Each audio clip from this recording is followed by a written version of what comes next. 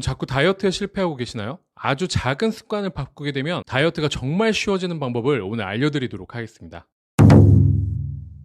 작은 다이어트 습관이라는 책을 소개시켜 드리려고 하는데요. 살을 빼고는 싶지만 좀처럼 살이 빠지지 않는 분들은 식단은 알겠는데 이를 지속할 수가 없었다고 하시는 분들이 정말 많습니다. 바로 그러한 고민을 해결하여 다이어트를 지속할 수 있게 하는 방법이 바로 이 책에 있는데요.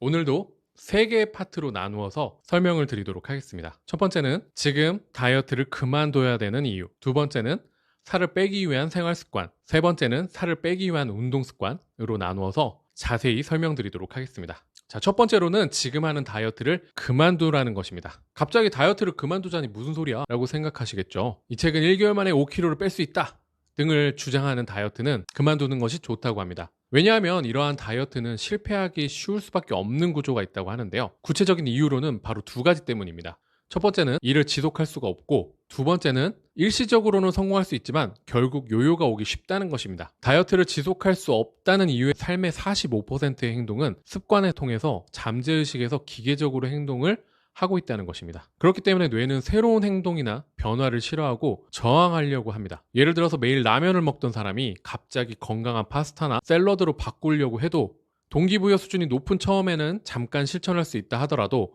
점차 동기부여가 떨어지면서 이를 지속하기는 어렵습니다. 두 번째로는 다이어트가 끝난 이후에 요요가 생기기 쉬운 것은 사람에게는 항상성이라는 기능이 있기 때문입니다. 이것은 신체가 균형을 유지하려고 하는 우리 몸의 메커니즘인데요. 예를 들어서 열이 났을 때 열을 평상시 수준으로 낮추려고 하는 기능이 대표적인 예입니다. 다이어트로 소비 칼로리가 며칠간 줄어든 상태를 유지하게 되면 몸은 에너지를 최대한 사용하지 않도록 변화하는 것이죠. 따라서 다이어트가 끝난 후에 다이어트 이전의 식사 수준으로 섭취를 하시게 되면 바로 체중 리바운드가 일어나게 됩니다. 우리 몸에서는 세트 포인트라고 해서 현재의 운동 습관이나 생활 습관에 따라서 지금 저장하고 있는 체지방을 유지하려고 하는 메커니즘이 있습니다. 바로 이 메커니즘이 중추신경에 있기 때문에 한 연구에 따르면 지방 흡입 수술을 받은 사람이 1년 후에는 흡입 수술을 받지 않은 사람과 동일한 몸무게로 돌아와 버렸다고 합니다. 결론적으로 내 일상생활의 재검토를 통해서 이 세트 포인트를 천천히 낮춰야 한다는 뜻이기도 하는데요. 단기 다이어트는 우리 몸의 메커니즘을 거스르는 방식이기 때문에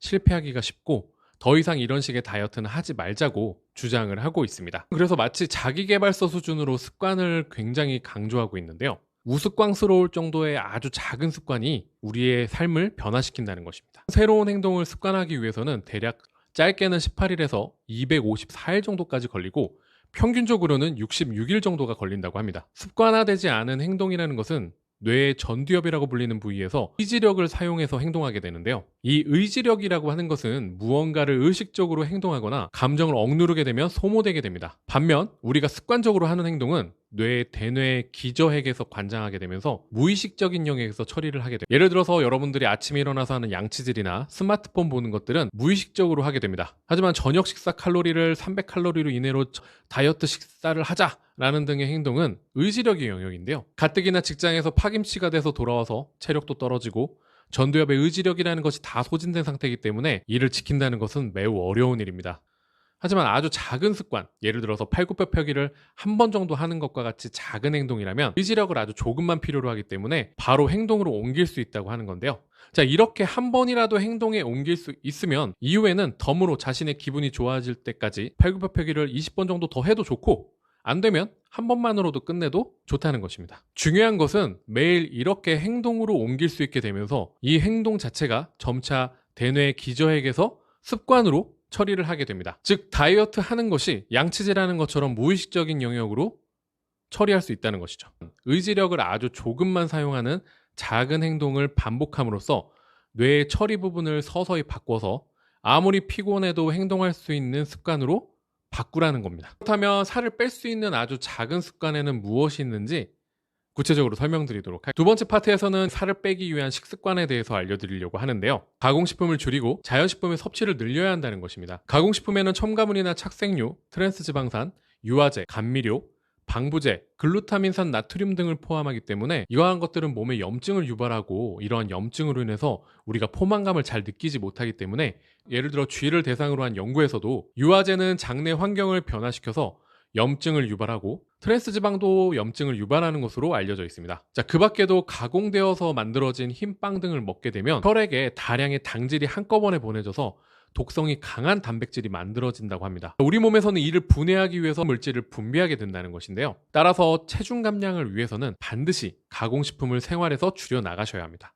그리고 자연식품을 더 많이 섭취하셔야 되는데요. 이 책에서 가장 추천하는 건강식품으로는 물, 모든 과일, 야채, 견과류, 콩류, 생선, 계란, 식초, 겨자, 모든 향신료, 요구르트와 김치와 같은 발효식품, 코코넛 오일, 올리브 오일 등을 추천하고 있습니다. 대체적으로 이러한 음식들은 살이 잘 찌지 않으면서 포만감을 얻는 효과가 꽤 있고 항산화 물질이나 비타민과 미네랄이 풍부한 칼로리 밀도도 낮기 때문에 식생활에 아주 효과적이라고 합니다. 그러나 여기까지 들으신 분들이라면 에이 결국 식사 제한이 아니냐라고 생각하실지도 모르겠지만 이 책의 방법의 특징은 칼로리는 특별히 제한할 필요가 없다는 것입니다. 즉 칼로리 제한 없이 자연식품을 적극적으로 먹는 것이 포인트입니다. 이러한 식습관도 익숙하지 않은 분들에게는 의지력이 필요한 아주 어려운 일일 수도 있는데요. 그래서 장기간에 걸쳐서 작은 습관부터 시작하시는 것이 예를 들어 눈에 잘 띄는 것들, 빵을 통밀로 바꾸거나 과일 1개 정도를 추가로 더 먹는 것입니다. 이것이 몸에 익으면 과일을 더 늘려서 먹거나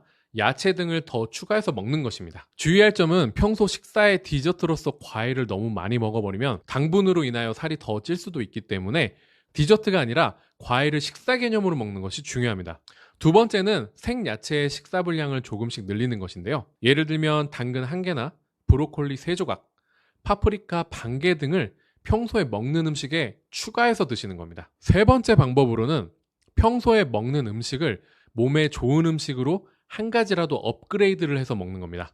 예를 들어 평소에 집에서 식사하는 분들이라면 견과류를 조금 먼저 먹고 식사를 하신다거나 패스트푸드에서 항상 감자튀김을 드시는 분이라면 감자 샐러드로 바꾸는 등 건강한 음식으로 한 가지씩 업그레이드를 하시는 겁니다. 네 번째는 건강한 음식을 직접 만들어서 드시는 겁니다. 편의점에서 사온 냉동식품은 다 버리고 아주 간단한 요리부터 자급자족을 하시는 겁니다. 다섯 번째로는 물 1컵을 더 마시는 겁니다.